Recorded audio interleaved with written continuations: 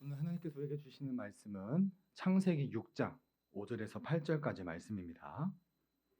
창세기 6장 5절에서 8절까지 말씀.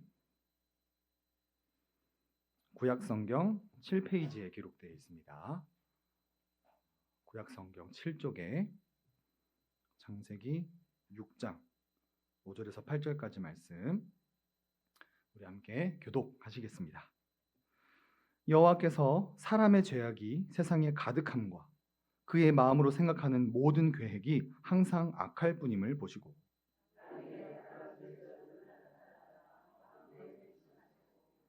이르시되 내가 창조한 사람을 내가 지면에서 쓸어버리되 사람으로부터 가축과 기는 것과 공중의 새까지 그리하리니 이는 내가 그것들을 지었음을 한탄함이라 하시니라.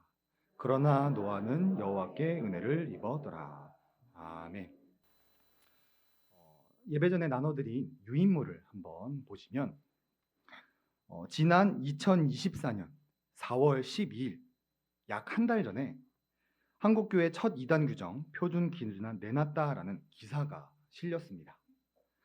한반도에 복음이 들어온 지 200년이 훨씬 더 지나서야 드디어 이단에 대한 규정이 처음으로 나오게 되었습니다. 이것은 한국교회가 참된 진리를 모른 채 무려 240년이라는 시간을 달려왔음을 의미합니다. 내가 출석하는 교회가 건강한 교회인지, 설교하는 저 목사가 참된 목자인지 사꾼인지를 구분하지 못한 채 우리는 주먹구구식으로 교회를 세워왔고 그 결과 한국교회가 완전히 무너지는 지경까지 와버리게 되었습니다. 이 기사가 나고 난 후에 사람들이 보면서 내가 출석하던 교회가 잘못된 교회였구나를 이제서야 깨닫기 시작한 것이지요. 그래서 우리 예수만교회도 건강한 교회, 영혼을 구원하는 교회가 되기 위해서는 교리에 대해서 올바르게 알아야 합니다. 기사 제목 밑을 보시면 웨스트민스터 신앙고백서를 기준으로 표준을 삼았다라고 말을 합니다. 건강한 교회를 세우고 이단으로부터 우리 예수만교회를 지켜내기 위해서는 교리를 우리가 올바르게 알아야 한다라는 것이지요.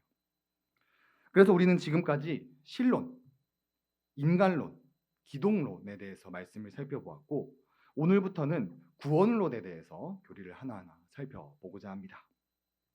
이 구원론에 대해서 우리가 하나하나 살펴보면서 참된 진리를 우리가 먼저 깨달았으면 좋겠고 그 위에 예수만교회를 세워 영혼 구원하는 그런 교회를 세워가는 우리가 되기를 주님의 이름으로 소원합니다.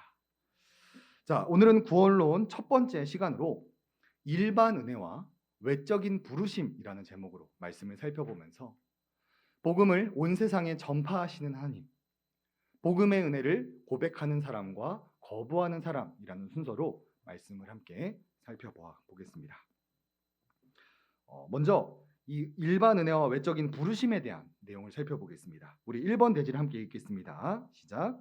복음을 온 세상에 전파하시는 하나님.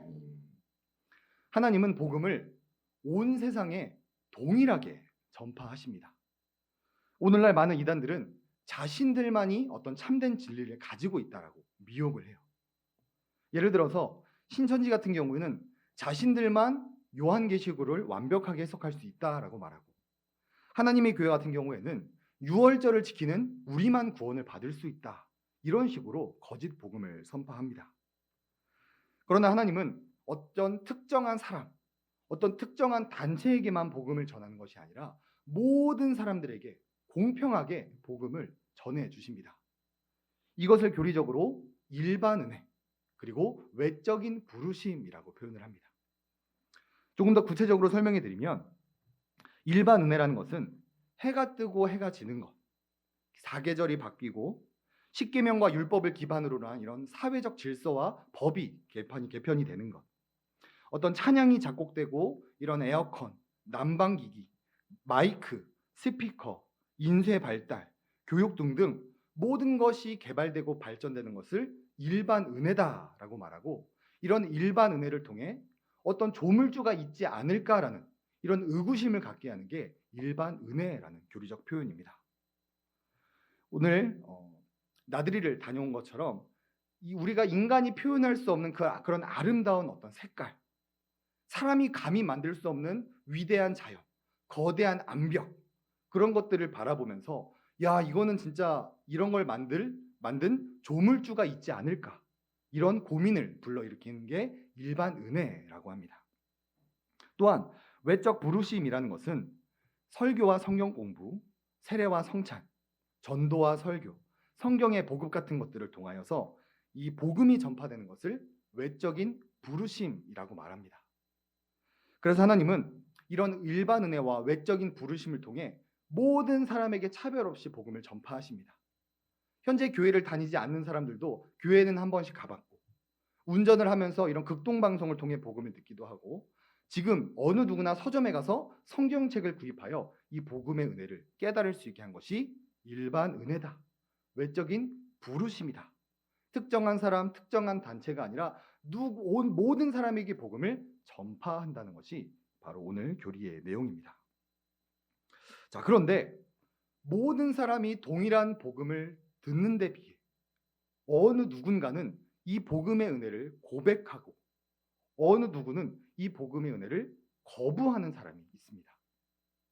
먼저 복음의 은혜를 고백하는 사람에 대해 살펴보면, 이 복음의 은혜를 고백하는 사람들은 이 말씀을 통해 자신이 죄인됨을 깨닫고 이 죄인이 오직 은혜로 구원을 받는다는 것을 알게 됩니다.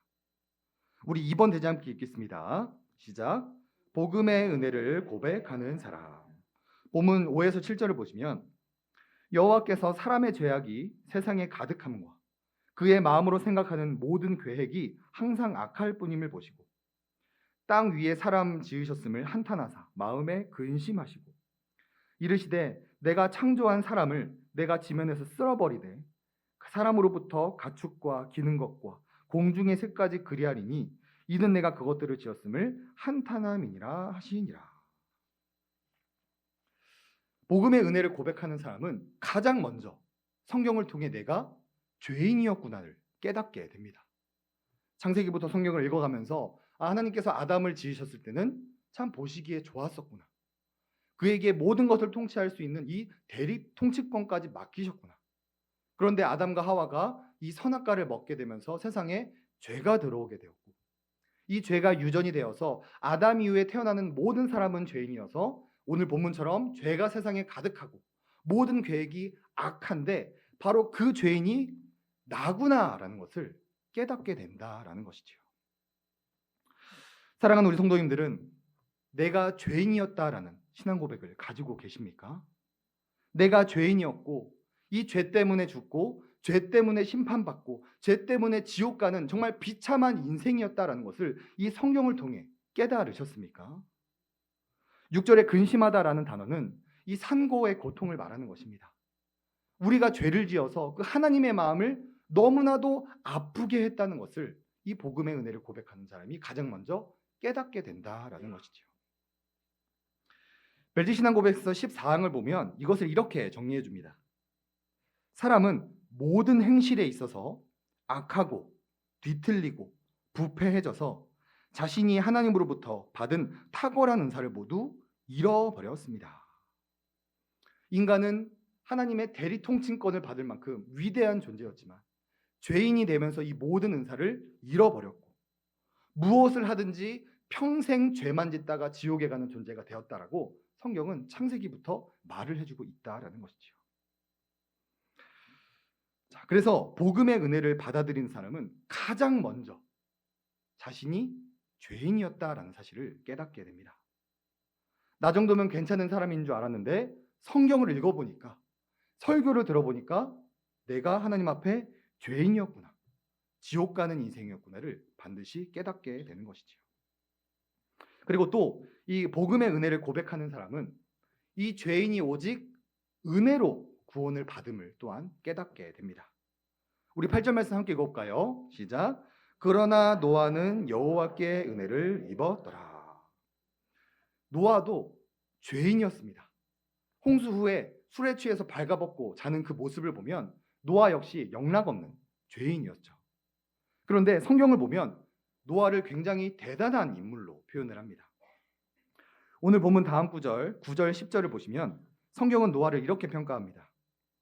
이것이 노아의 족본이라.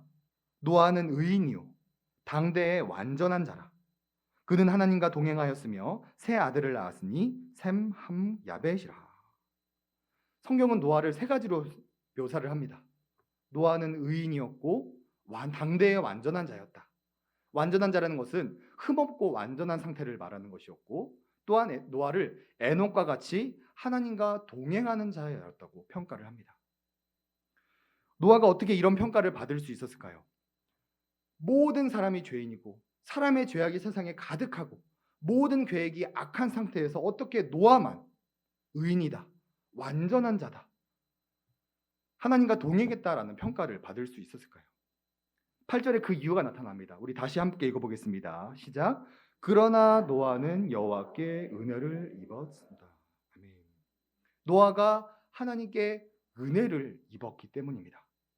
이처럼 복음의 은혜를 고백하는 사람에게는 두 가지 반응이 나타납니다. 첫 번째 반응은 내가 죄인이었다라는 사실을 고백하게 되고, 두 번째 반응은 하나님께서 이 죄인을 은혜로 구원하시는구나, 이것을 깨닫게 되고 이것이 너무 감사하여서 예배하고 찬송하고 헌신하고 수고하는 인생으로 변하게 된다라는 것이지요. 사랑하는 우리 성도님들은 이 두 가지의 신앙 고백을 모두 가지고 계십니까? 내가 하나님 앞에서 철저하게 죄인이었으며 지옥 가는 인생이었다라는 신앙 고백을 가지고 있으며, 그러나 하나님께서 나에게 은혜를 베푸셨고 그 은혜로 말미암아 내가 하나님의 자녀가 되었다, 천국의 상속자가 되었다라는 이 두 가지의 신앙 고백을 가지고 계십니까?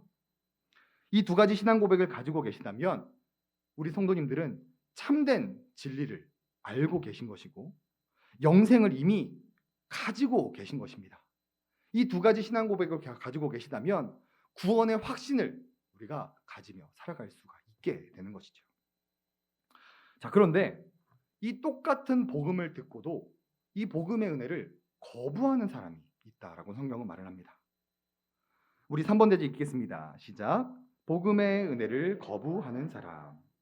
웨스트민스터 대의문답 68문을 보면 은혜를 거부하는 사람을 이렇게 설명합니다.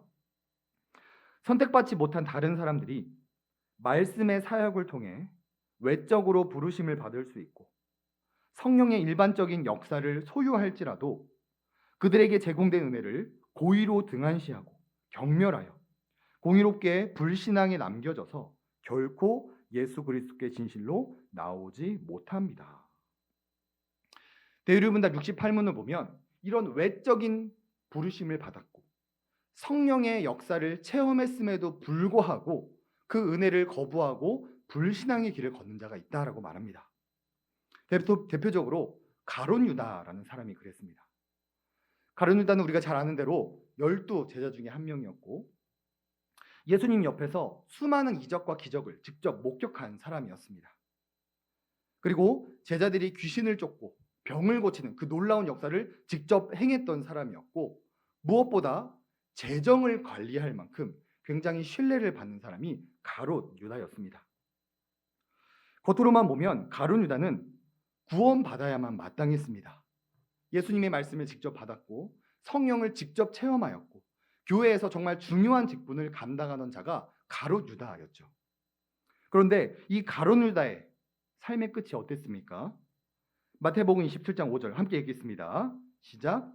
유다가 은을 성소에 던져넣고 물러가서 스스로 목매어 죽은지라. 하나님의 말씀도 받았습니다. 성령도 체험하였습니다. 교회 안에서 중요한 직책도 맡았습니다. 그러나 결국 복음의 은혜를 거부하고 불신앙의 길을 걷다가 지옥에 가는 사람이 있다라는 것입니다. 그리고 이런 안타까운 인생이 우리 예수만교회 안에 성도들 중에도 있다라는 것이지요.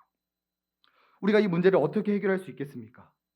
우리가 어떻게 그들이 잘못된 신앙을 가진 것을 분별하고 그들에게 올바른 복음을 전해줄 수 있겠습니까?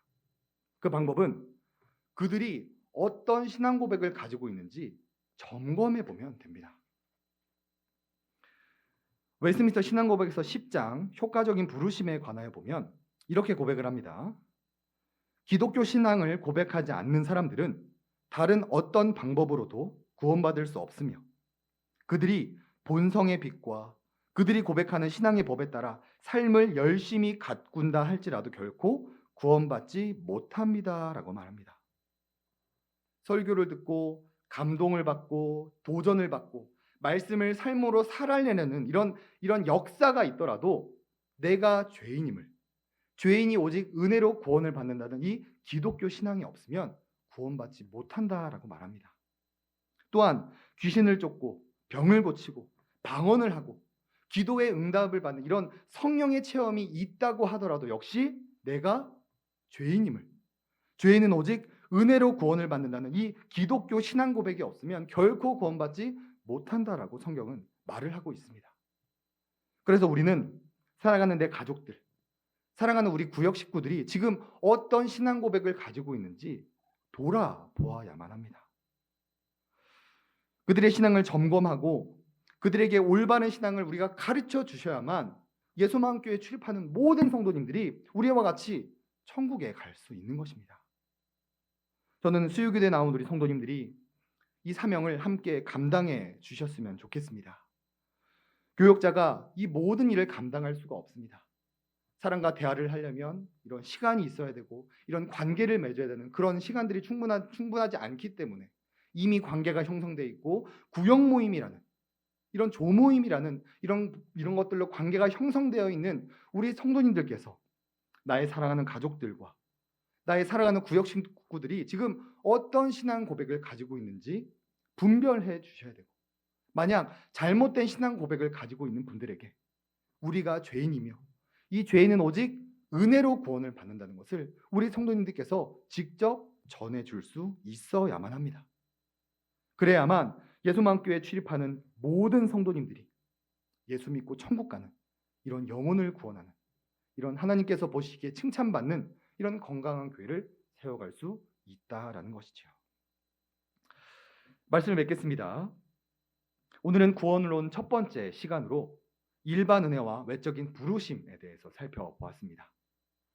일반 은혜와 외적인 부르심이라는 것은 어떤 특정한 사람, 어떤 특정한 단체에게만 복음을 주는 것이 아니라 모든 사람에게 복음을 동일하게 전파해 준다라는 교리를 말합니다.